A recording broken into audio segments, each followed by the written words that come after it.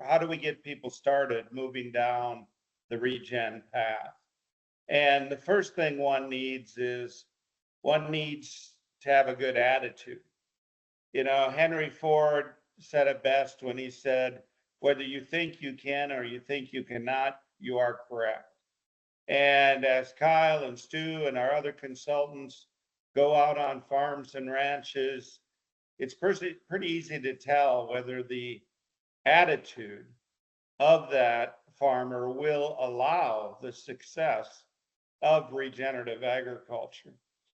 So you have to go into it with the attitude that I'm going to learn this and I'm going to succeed. Because where we want to start is with education. You know, one cannot implement what they do not understand, and knowledge is power. I tell people I have two agricultural degrees from universities. My son has 3 agriculture degrees from universities, and nowhere in any of our studies in our 5 combined degrees did anyone talk to us about how ecosystems function and how we can advance soil health. And so we need to educate ourselves. And I applaud all those who want to take the time and educate themselves. I've been in this space and down this path a long time, 30 plus years. And I tell people one of the things that's most exciting to me is that I learn something new every day. You know, there's not a day goes by that I don't learn something new. And that makes it exciting. It really does add a lot to farming and ranching when you're able to learn something new every day. So just briefly summarizing regenerative agriculture, I like to think of regenerative agriculture as common ground for common good. I really believe we're at the point in time where agriculture is very quickly moving to the forefront once again. People are realizing that it's important to understand where their food comes from, and it's important for them to understand that farmers, through their actions, help society in many, many ways, whether we're talking too much carbon in the atmosphere, talking climate change, talking water quality issues, talking the vitalization of rural communities, or whether we're talking about human health. Agriculture can play an important role in all of that. So to define regenerative agriculture, and this is the definition that we have settled on because we think it's all encompassing, it's farming and ranching in synchrony with nature to repair, rebuild, revitalize, and restore ecosystem function, beginning with all life in the soil and moving to all life above the soil. So it's all encompassing, as I said. Of course, the true key to regenerative agriculture is restoring the 4 ecosystem processes. And these are simply the energy cycle, sunlight, photosynthesis, the water cycle, the ability for water to infiltrate into the soil, move throughout that soil profile, and be available to make one resilient to both flooding and to droughts. The mineral cycle, or in other words, the nutrient cycle. And I'm going to talk more about that coming up because that is key to saving dollars on a farm or ranch. And then the 4th ecosystem process is that of biodiversity. Biodiversity of plant species, animal species, and insect species.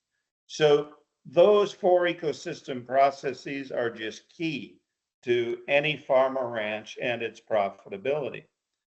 Now, to drive those 4 ecosystem processes, we use the 6 principles of soil health.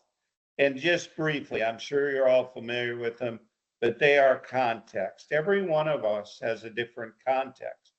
My context here in North Dakota, where we're about 15 degrees Fahrenheit below zero today is a bit different than your context in the UK. Okay. We have to understand our context, our environment, our social and economical context before we implement the other principles. Second principle is that of least amount of disturbance possible. By that, I mean chemical disturbance. I mean physical disturbance, as in tillage. I'm talking about disturbance as in animal integration onto the landscape, how long we leave them on there. All of these things are disturbances which need to be used appropriately. The third principle is that of covering the soil surface, armor on the soil, as we like to say.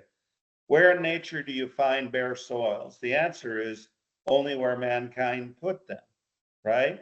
We need to keep that soil armored, protect it from wind erosion, water erosion, protect the habitat for that soil microbiology beneath the soil. Fourth principle is that of diversity, diversity of plants, animals, insects.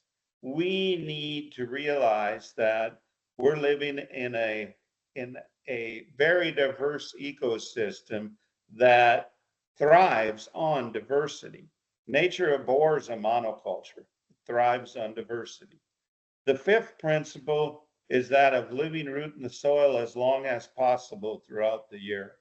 Oftentimes in farming today, we see a cash crop grown, and then we don't see any plants growing in that particular field or paddock until the following growing season.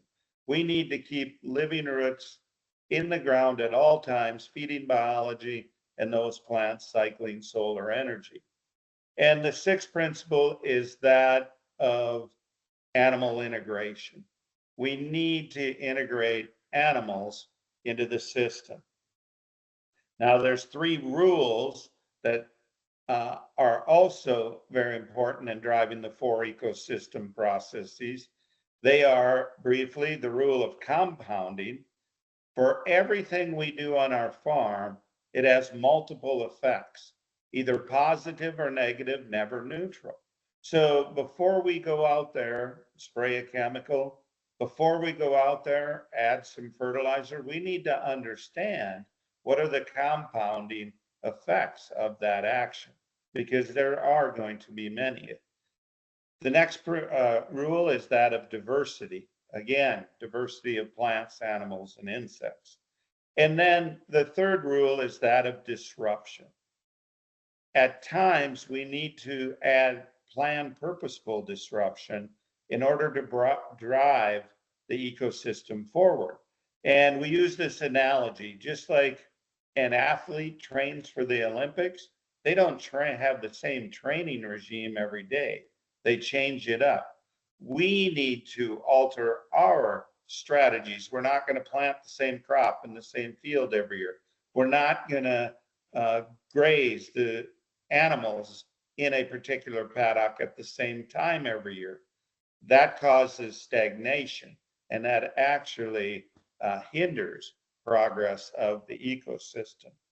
So if we allowed to do this, we can significantly advance the health of our soils. And so oftentimes when we go out and work with a farmer, they say, oh, but you don't understand, my soils aren't like that. Well, you need to go in the house and look in the mirror, because there's the reason your soils aren't like that, staring back at you.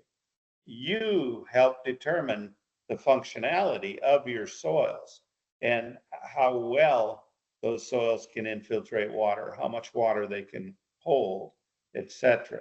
You see, your farm, your ranch is a direct reflection of you. The practices you put forward determine how well that ecosystems function. So the key to it all, the key to real wealth lies in collecting solar energy. You know, solar energy is free to us. All we need to do is intercept that solar energy with the leaf of a plant. So I challenge everyone, walk out on their farm and take a look at how much solar energy is hitting the soil surface rather than being intercepted by the leaf of a plant. If you can see the soil on your farm or ranch, that's costing you money. That's money, the opportunity to make money that you no longer have. And there's some really good work that was done by Dr. Tillman, University of Minnesota, that shows that as we increase plant species diversity in a paddock or in a field, we're going to increase biomass production significantly. That shows that monocultures are a detriment to soil health. Dr. Tillman also did work on functional diversity. As we have grasses, forbs, legumes, trees, shrubs, those are functional groups. As we increase functional groups, we're going to be able to increase plant biomass. This is a positive compounding effect. You increase functional diversity, you increase species diversity, you're going to increase overall biomass production, you're going to intercept more sunlight, you're going to be able to increase profitability. You want to maximize that solar energy collection. Then we need to realize it's that solar energy collection, that plant taking those carbon compounds, using part of them for growth, the rest of them it translocates to the roots where it leaks these compounds out into the soil to feed soil microbiology. And it's that microbiology then that really drive the nutrient cycle. And they are absolute key for any farmer to be able to reduce input costs. Okay, we can see this with the shovel test. Go take a shovel, stick it in the soil, dig up some roots of some living plants. You'll be able to see that active soil microbiology. You'll be able to tell that by the amount of soil aggregates that are clinging to those roots.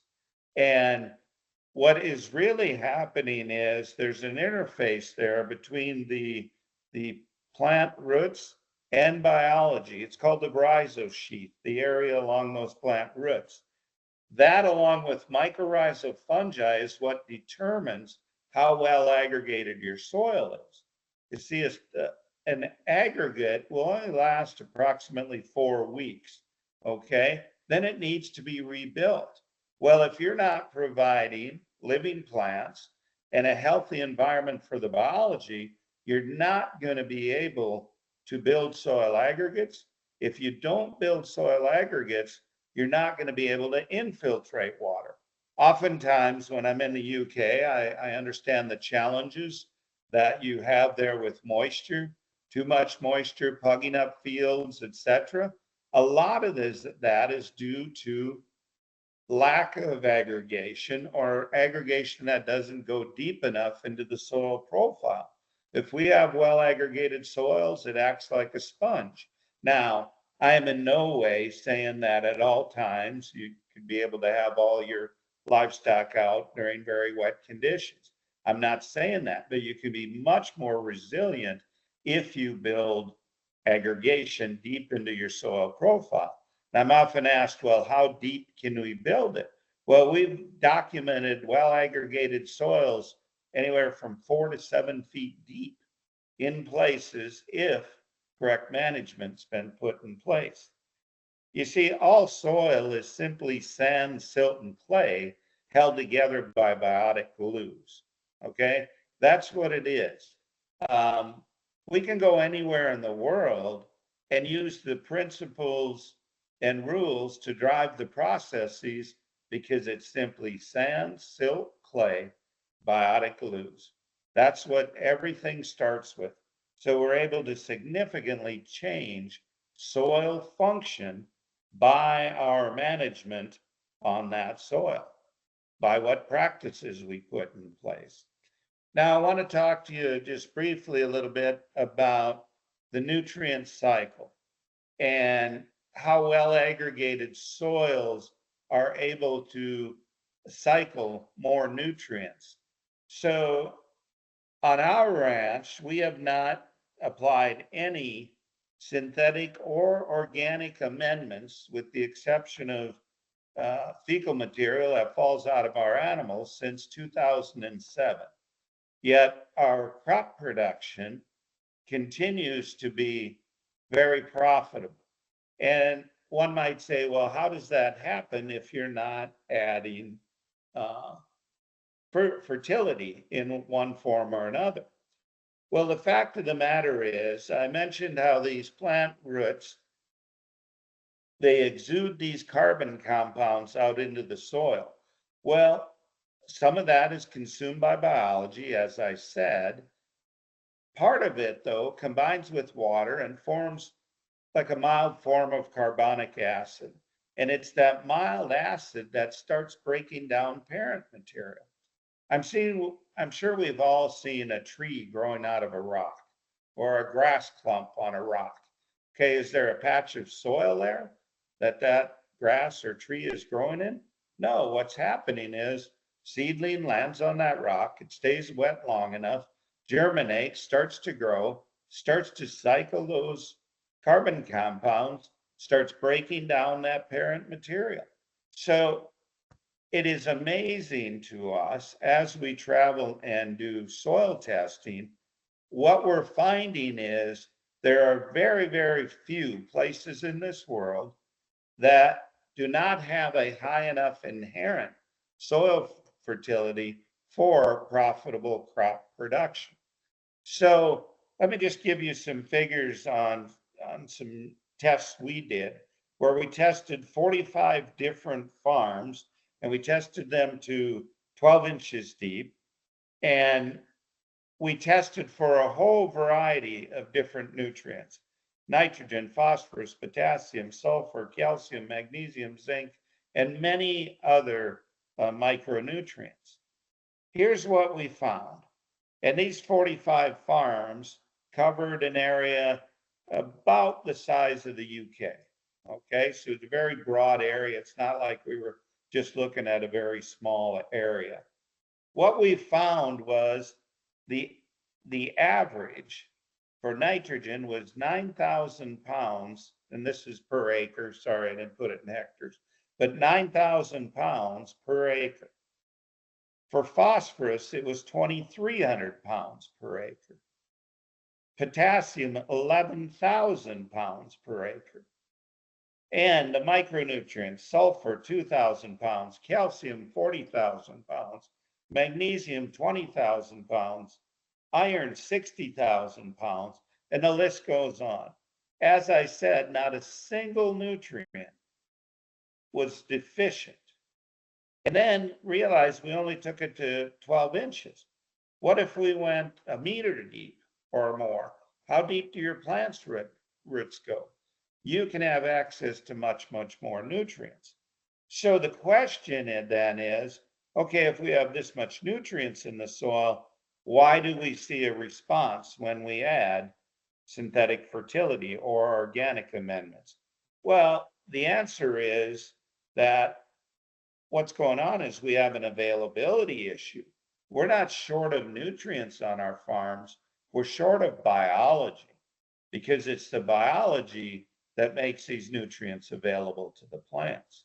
So regenerative agriculture is about how do we enhance the biological component on our farm ecosystem in order to cycle these nutrients and drive profitable crop production. Now, I want to be clear here. I am not telling you that you should stop applying synthetic fertilizers or organic amendments. That's not what I'm saying. If you do that immediately, you'll have a wreck. So don't do that. However, you can certainly start working towards that. You know, biology is your partner. You got to think of that way. So where do we go? How do we start doing this? First thing is we have to do proper soil testing. Nearly all soil tests are simply a snapshot of the inorganic fraction of nutrients that are available the day that sample was taken. Okay, oftentimes soil samples are taken the previous fall. Well, what happens over winter? and you're only looking at that inorganic fraction, agronomists make recommendations based on that snapshot, but they're really missing the mark. And I think what sets our consulting apart is that we're going to focus on how do you stimulate the biological activity on your soil in order to make more of those nutrients available to lower your input costs. So here's what we're recommending, and this is very broad. Obviously, would love to be able to take a look at your farm individually and help walk you down this path. But year one, starting out, you start implementation of what we call the 6-3-4, the 6 principles, 3 rules, 4 processes based on your context. And then you must be intentional. What we often ask is producers to do a split trial. Now, before you start down this path, I'm going to tell you, your neighbors are going to look at you and shake their heads. They're going to talk about you. So you might want to stay out of the coffee shop. You got to get used to being talked about it. You know, I myself just love to give them something to talk about. Okay. Otherwise, they just sit around at the coffee shop, talk about the weather, right? You might as well give them something to talk about. And then the next thing, surround yourself with like-minded people. You know, so much today, there's a lot of negativity going on.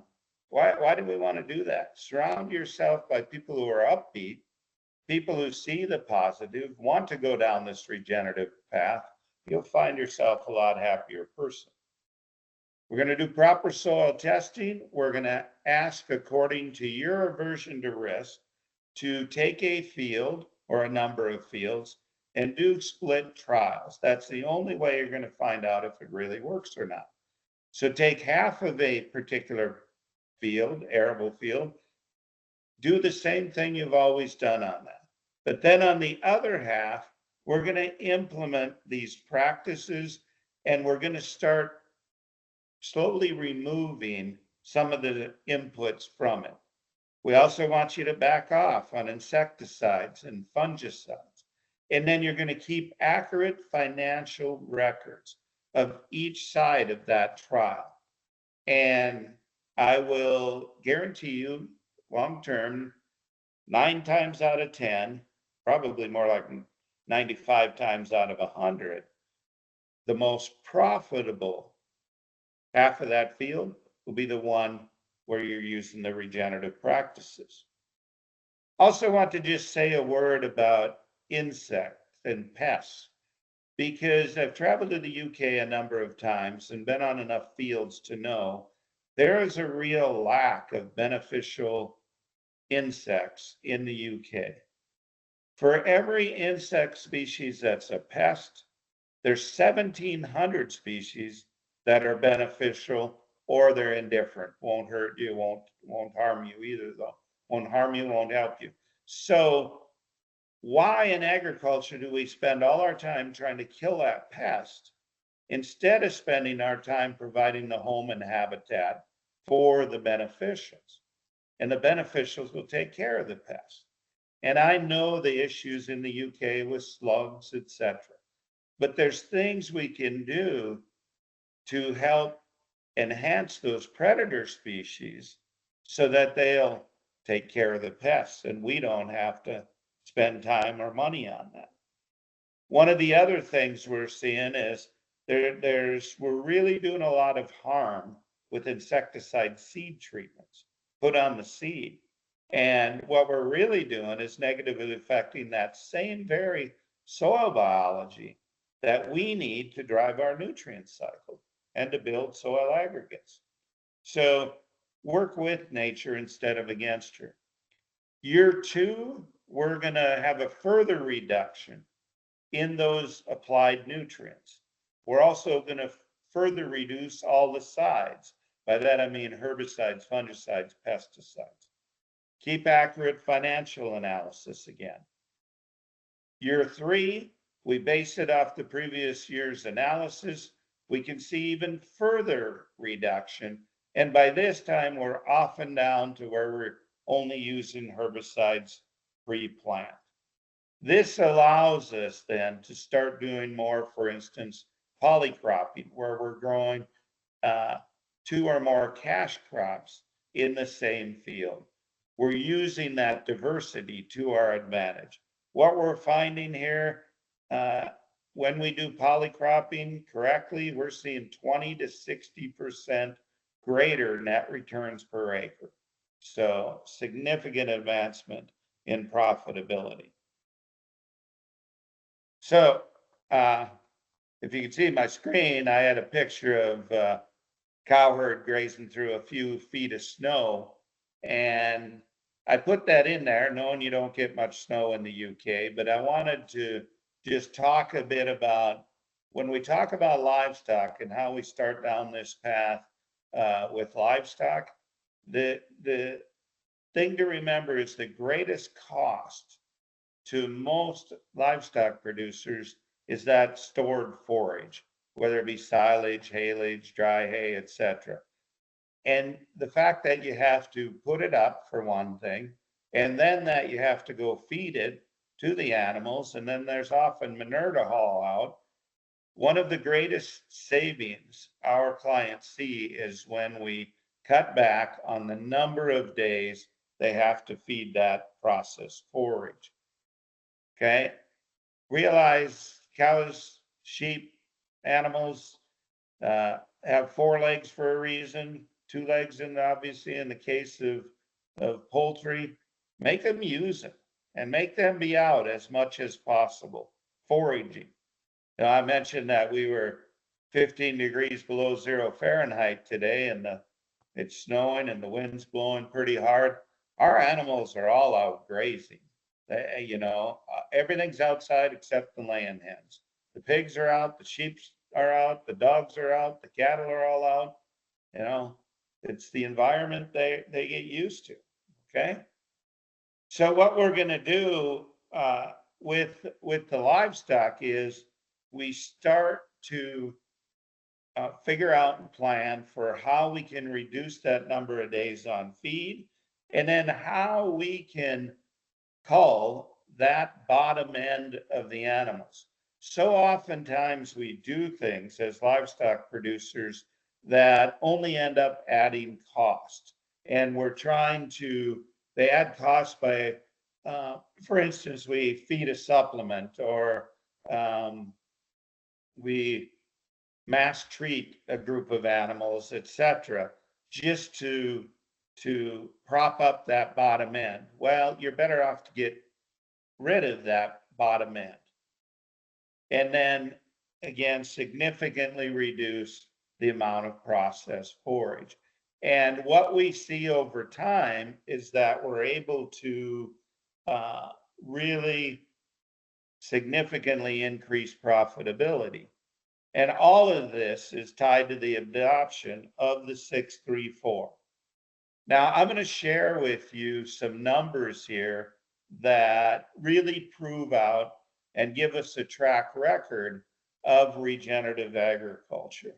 And I'm going to go through this kind of quickly here, but what I'm talking about and what we have documented is the change over time in the reduction of inputs and costs once we go down the regenerative path.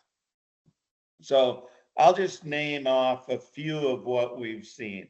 And this is taken from the hundreds of clients that Understanding Ag works with. So for instance, synthetic fertilizer, the average reduction we're seeing in the first year is 14.6%. By year 3, that jumps to 20.2%.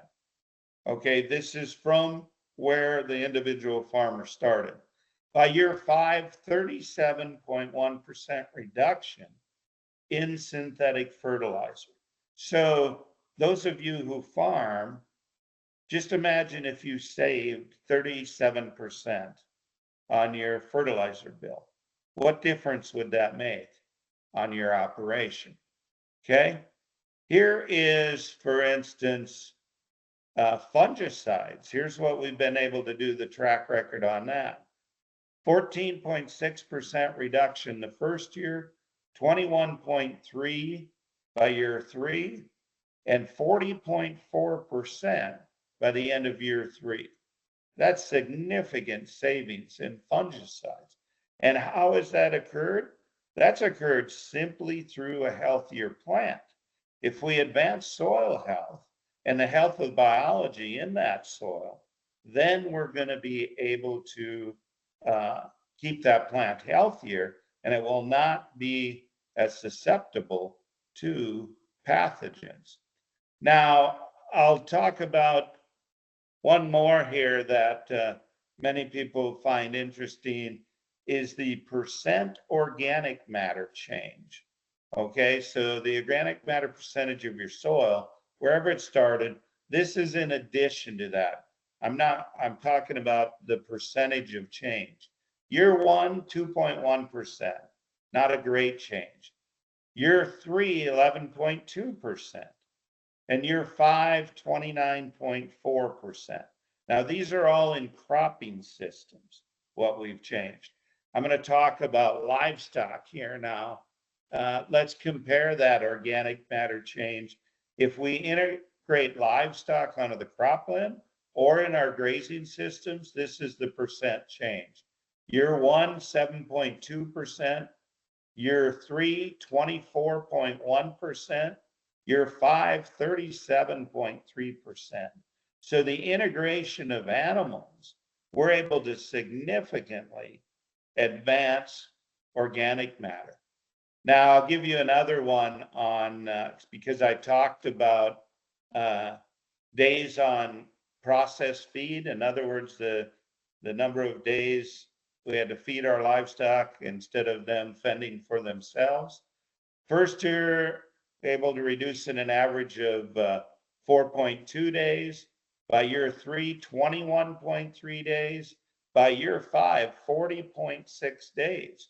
So you feed your animals processed forage 40 plus days less each year. Think of the dollar savings there. Think of the dollar savings. And here's one more, forage biomass production. So the amount of forage you're able to produce on your farm. Year 1, 7.2% increase. Year 3, 19.4% increase. And year 5, 35.4% increase. So in other words, it's like having another third again as much land. That's significant. That's able to allow you to significantly increase your profitability. Now, one of the major issues we deal with when moving producers down the regenerative path is the lack of enterprise analysis. Unfortunately, the vast majority of producers do not know their true cost of production. And if we're really going to become regenerative, not only on our land, but in our pocketbooks, we need to know our cost of production. We need to be able to generate profit. So we always ask the question, why produce a commodity that gives you a low rate of return? You must differentiate yourself. What can you produce and sell for a significant profit? Okay. Lots of times that takes work to find out. And I really believe the way to generate large profit is by taking the waste stream from one enterprise to fuel the profit in another. And as an example of that, I talk about how on our farm we produce cover crop seed and other crops for seed. Well, because we sell seed, we clean those commodities after we harvest them, and then we use those screenings, those leftover weed seed, cracked kernels, etc., to feed our laying hens and our hogs. That is a true unfair advantage to me. That's taking the waste stream of one enterprise, adding profit to another, and it makes those enterprises highly profitable. The greatest return on one's time always has been, and always will be marketing. We like to tell our clients they should be spending a minimum of 35% of their time on marketing. And I know most farmers do not like to market, but I tell you what, it will return you the greatest dollar return of anything you do on your farm or ranch. You know, there is extra money to be made out there if you're willing to take the time and do a good job of marketing. Now, I just want to talk briefly on the regenerative road to human health, because we're doing a lot of work now that is showing that products produced in healthy soil are significantly higher in vitamins, fatty acids, they're lower in oxidative stress markers. We're seeing significant changes in this. That allows you to market your products better. If you have the record of the nutrient density in this product, and we're using mass spectrometers, which you can identify over 2,500 different phytonutrient compounds, that's huge if you want to get a premium for your product. There's real increasing awareness of the soil health, plant health, animal health, human health connection. That's leading to an increased demand for many of these products. And we're seeing stores like Waitrose, really focusing in and putting an interest in these regeneratively grown and raised products. And they wouldn't be doing that if they didn't understand that consumers are looking for it. Now, we just finished up a consumer survey. It was done by the company Regenified, and they hired an independent third party to do this consumer survey. And it was even surprising to me what they found when they polled these consumers. They found there's a real subfraction of consumers out there who are going out of their way to source and purchase regeneratively grown and raised products. And what they found is that in 5 years ago, that made up only 6% of consumers. 3 to 4 years ago, it was 13%. A year ago, it was 22%. This year, 47% of that subset consumers is actively searching out regeneratively grown and raised products. And I really think this show is just adds to the case of why all farmers should be looking at going down the regenerative path. It's good not only for their pocketbook, it's good for human health, it's good for the environment. So with that, feel free to reach out to us at our understandingag.com website. We have a lot of free resource material there that you can look at. You can reach out to Kyle Richardville at krichardville@understandingag.com or Stuart Johnson at sjohnson@understandingag.com. With that, I'm going to open it up for questions. Again, my apologies that my slide show wasn't able to be seen, but maybe some year I'll get with the 21st century, second century, whatever we're in. So, Tom, do we have some questions?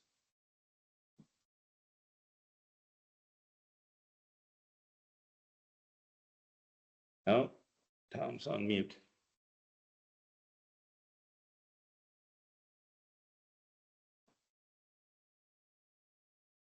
Are we there?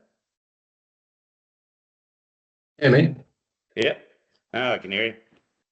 Yeah, sorry. Yeah, you were talking about how you manage seeds, and there's a question that's come in from Stuart. It says as follows: the last time I tried to get seed without the dressing, it was more expensive than the seed with it. How do we regain control of something like seed sourcing?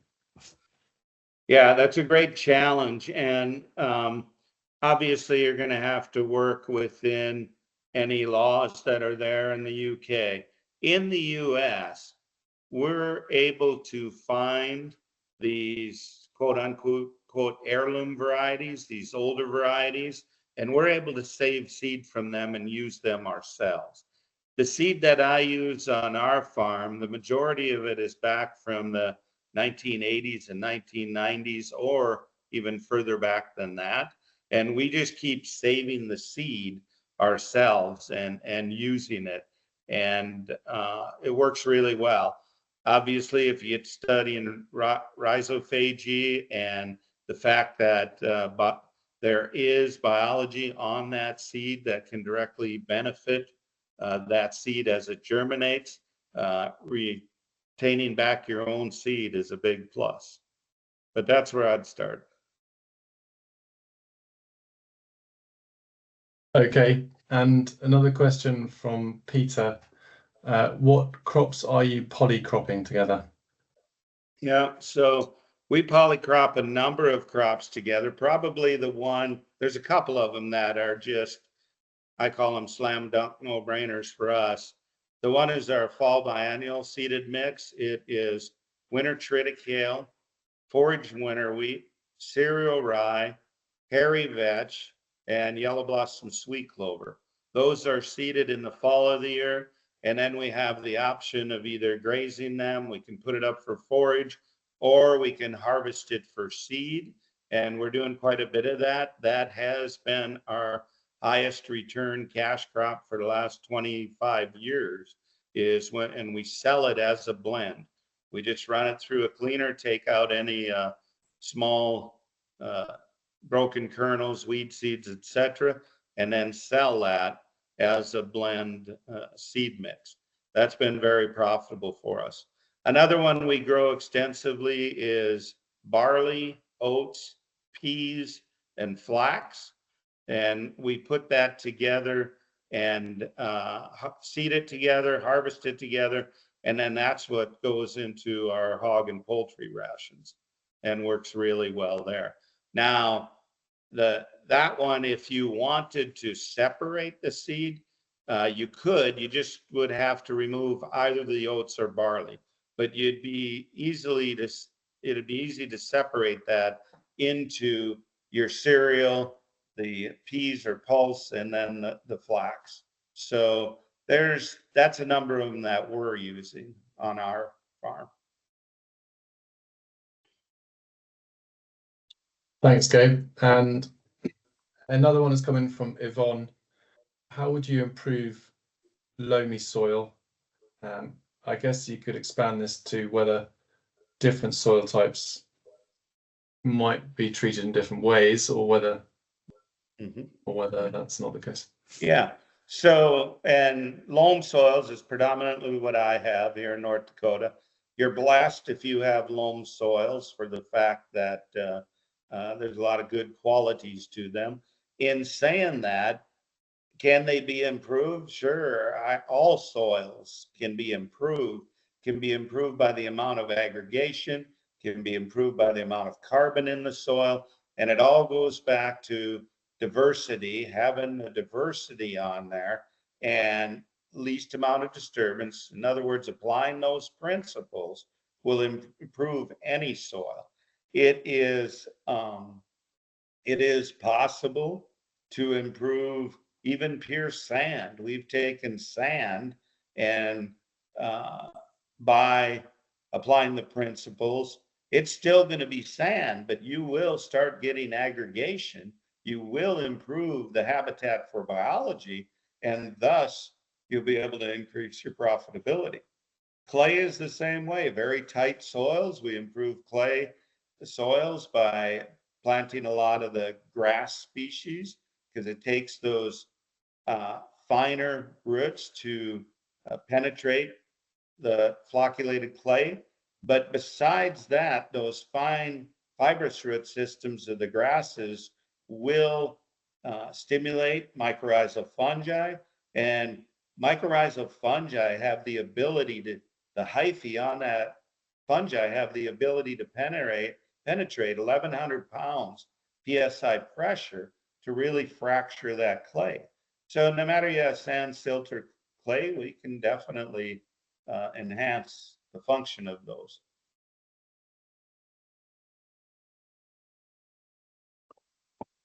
The next question is from Raphael.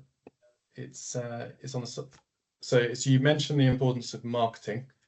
Can you talk about market trends in regenerative agriculture and how quickly consumers are directing in this way? Yeah, good question. And as I showed, the trend is almost straight up with the demand for regeneratively grown and raised products. I really feel it comes down to getting that product out in front of the consumer. They have to become aware of you. You have to have a good, high quality product, which of course starts with the soil. But what we're seeing is that they're seeking out farms that grow these regenerative products. And so the marketing opportunity is there. Right now, the premium is substantial. I mean, it's not just a little bit, it's a lot if you're willing to do your homework and find the markets.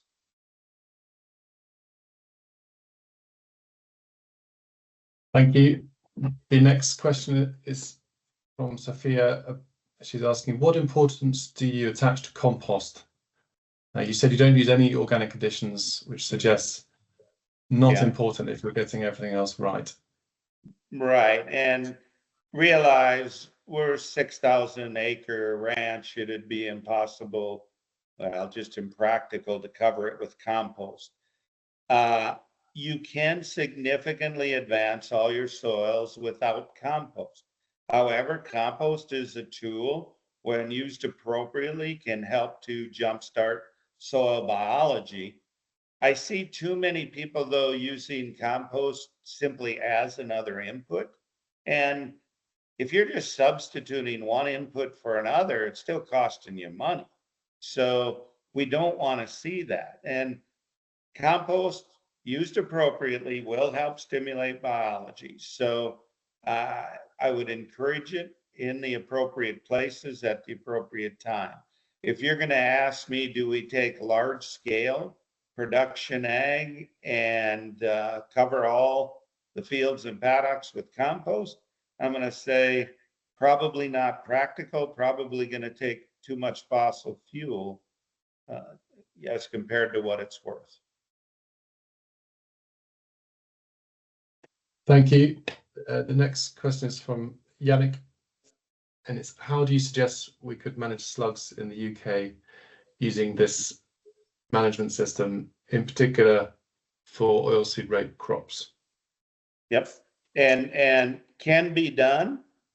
Again, I'll ask and direct you to Kyle Richardville, K Richardville at understandingag.com, or Stuart Johnson, S Johnson at understandingag.com. Kyle and Stuart have prepared some materials they'd be happy to share with you that talks about that. How do you address slug issues in the UK?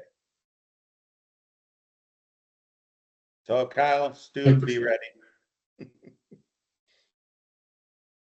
Thank you. The next question is from Amanda.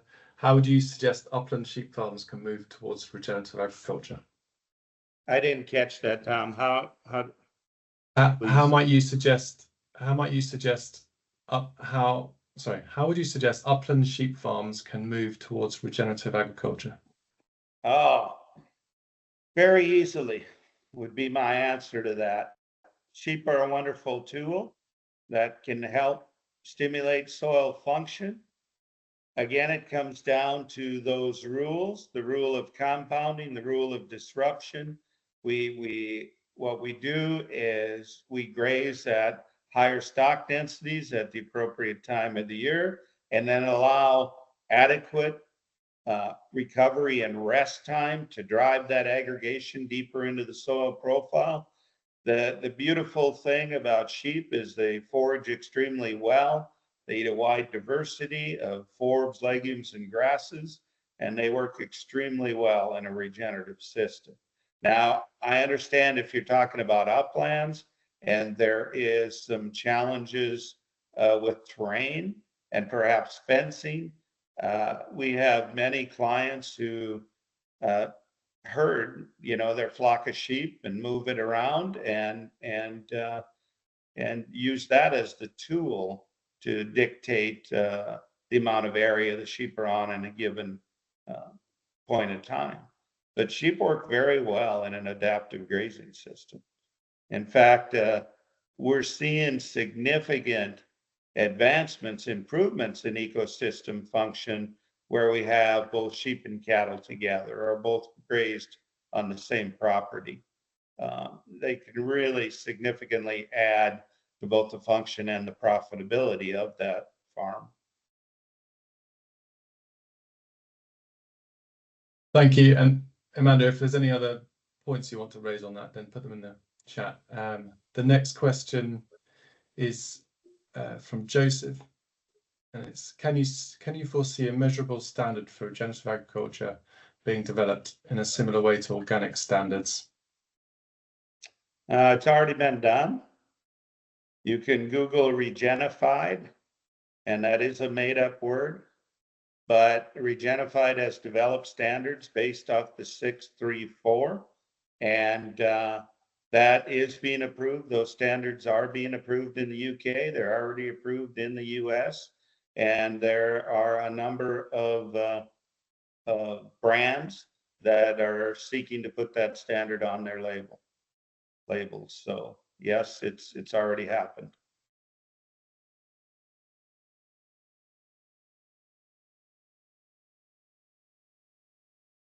Yeah, Raphael had a similar question. So Ajax has asked, what role, if any, do you see of horses in a regenerative grazing system? Horses can definitely be used. We have clients who run a lot of horses that you have to be very careful because obviously they have the ability to graze a particular individual plant to a much lower height, which can set back the roots significantly. And if it occurs too often, that plant will die. But they're another tool. It goes back to the principle of diversity. Horses definitely would add diversity to a system, but you have to be careful when you're grazing them. They don't leave them on a given area for too long a point in time.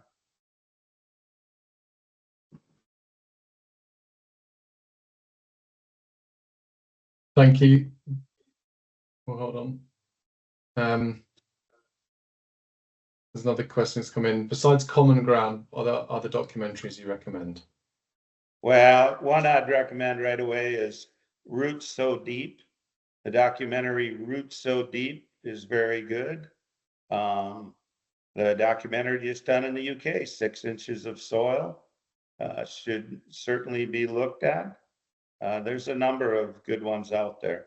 Kiss the Ground, of course, can be viewed also. Okay, thanks, Gabe. There don't seem to be any others despite Yvonne, except for Yvonne, who asked, can she come and visit your farm? Which I assume is yes. Yeah, you probably wouldn't want to come today. It might be a little cool visiting it today, but if you reach out to me, unfortunately, I'm not home very often, but if you reach out to me, I'd be happy to consider it if you're up this way.